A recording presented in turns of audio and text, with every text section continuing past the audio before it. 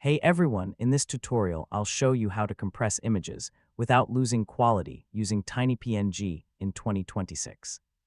So if your JPG or PNG files are too large for websites, emails, or uploads, this guide will help you reduce file size while keeping the image clear.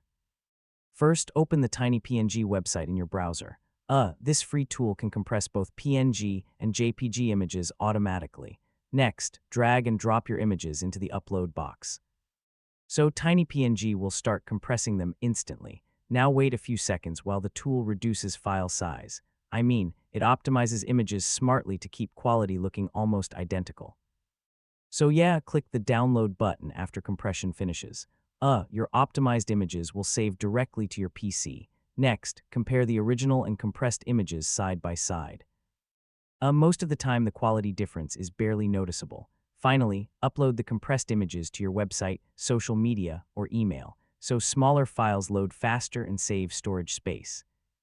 And that's how to compress images without losing quality using TinyPNG in 2026. Once you optimize your images properly, uploads become faster and websites perform much better. If this guide helped you, feel free to check out more image and productivity tutorials.